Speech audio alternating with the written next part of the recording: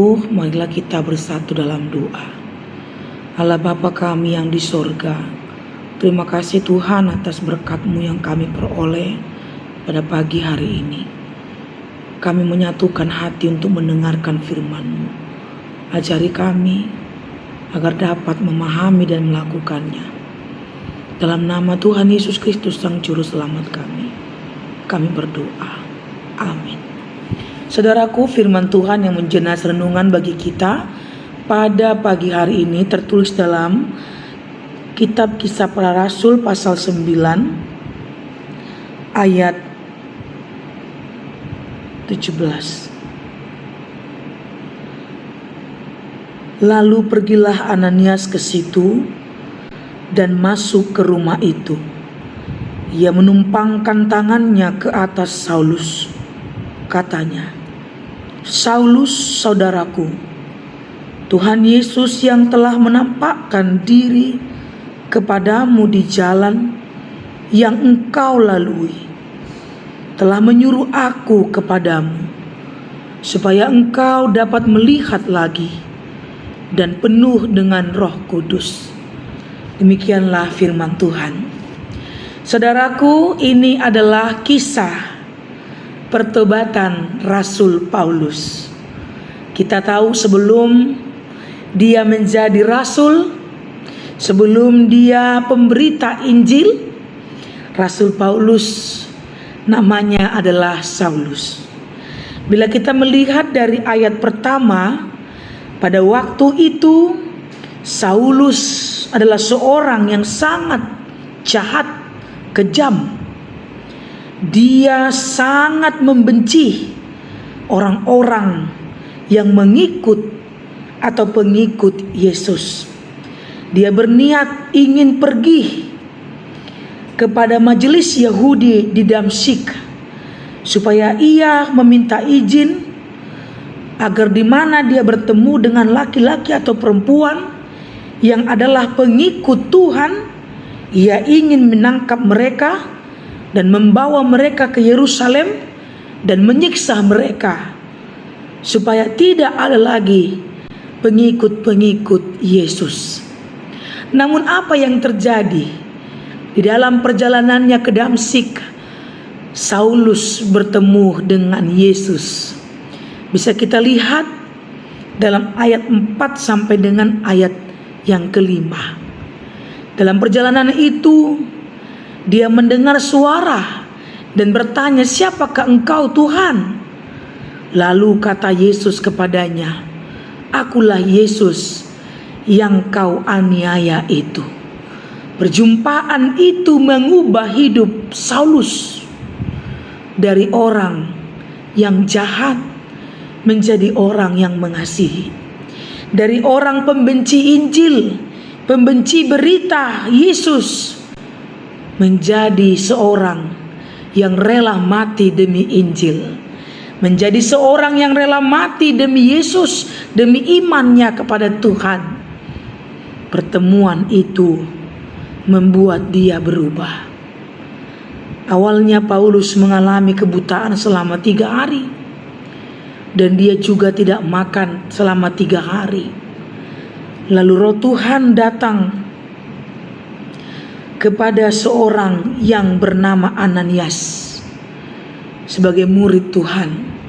Dia diutus untuk bertemu dengan Saulus dan memberkati dia supaya Saulus dapat kembali lagi melihat dan dapat kembali lagi berkata-kata dan dapat menginjili.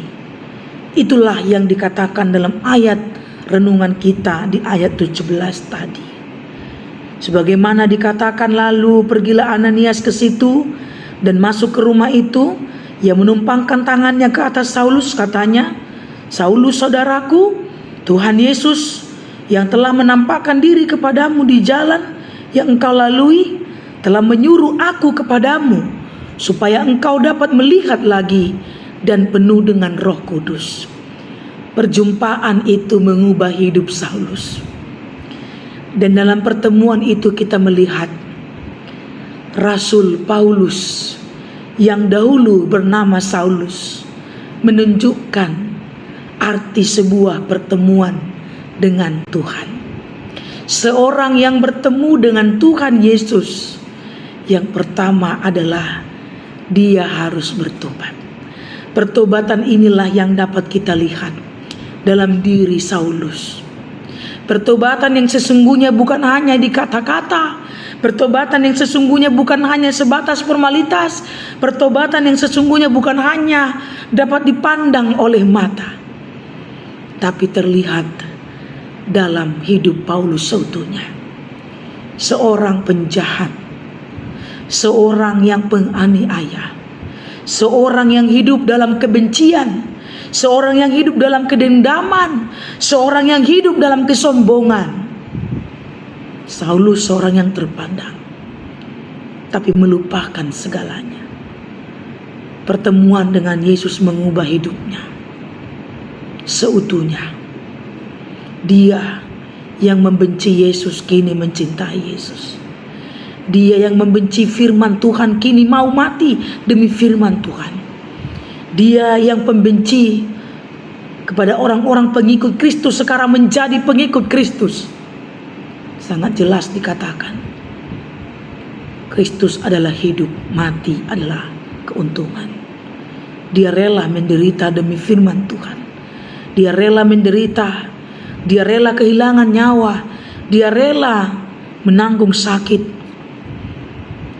dihina, dicaci, kelaparan, hanya demi memberitakan Yesus Kristus adalah juru selamat yang sesungguhnya. Saudaraku, inilah yang harus kita renungkan dalam hidup kita. Biarlah perjumpaan kita dengan Tuhan, hidup kita ini berubah menjadi pengikut Kristus yang sesungguhnya, mencerminkan pertobatan yang sesungguhnya melalui perkataan, perbuatan, hati dan pikiran kita. Biarlah kita berubah sungguh-sungguh menjadi pengikut Kristus yang setia. Amin. Terima kasih Bapa untuk firman Tuhan yang sudah kami dengarkan. Biarlah firman ini mengingatkan kami, siapakah kami sesungguhnya. Ketika kami mengaku bahwa kami adalah pengikut Kristus, maka kami harus mau seperti Saulus yang bertemu dengan Yesus, mengubah hidupnya, bertobat seutuhnya. Dari pembenci kini menjadi pengasih, kini menjadi orang yang mau hidup, melayani, dan memberikan hidupnya melayani, memberitakan Injil, siap menderita, siap menanggung beban, apapun penderitaannya. Rasul Paulus tunjukkan bahwa dia sungguh-sungguh bertobat dan mau mengikut Tuhan dan mau mempercayai Tuhan. Itulah yang harus kami lakukan dalam hidup kami, agar pertemuan kami dengan Engkau dalam pujian, dalam ibadah, dalam doa sungguh mengubah hidup kami. Jangan hanya sebatas formalitas, jangan hanya sebatas dipandang mata, tapi dimanapun kami berada, kami harus menunjukkan pertemuan kami dengan Engkau benar-benar mengubah hidup kami. Ajari kami Tuhan untuk mau merendahkan diri, menunjukkan kasih setia Tuhan dalam diri kami, perkataan, perbuatan, hati dan pikiran kami. Bapa yang di sorga, ampuni kami Tuhan akan segala kelemahan kami, dosa yang kami perbuat. Biarlah kami hidup baru, sebagaimana Saulus berubah menjadi Rasul Paulus yang mengabdikan hidupnya melayani Tuhan. Biarlah kami semua, perhaladu, jemaat, semua orang yang mengaku percaya kepadamu, bertobat, mengubah hidupnya menjadi Kristen yang sejati, yang mau percaya dan mau menunjukkan kepercayaannya dalam perlakuannya masing-masing. Ya Tuhan, kami juga berdoa untuk saudara kami yang kena dampak bencana alam. Kasihanilah mereka Tuhan, hiburkanlah hati mereka, kuatkanlah mereka yang lemah, berikan iman yang hidup kepada mereka. Yakinkan saudara kami Tuhan, bahwa dalam penderitaan pun Tuhan ikut bekerja, mendatangkan kebaikan bagi mereka. Kami juga berdoa buat yang sakit, sembuhkanlah mereka Tuhan dari sakitnya, supaya setiap yang sakit boleh merasakan berkat pertolongan Tuhan yang luar biasa dalam hidupnya. Bapa yang di sorga, kami serahkan hari ini kepadamu. Dalam nama Tuhan Yesus Kristus, kami berdoa dan mengucap syukur. Amin. Selamat pagi saudaraku, Tuhan Yesus memberkati.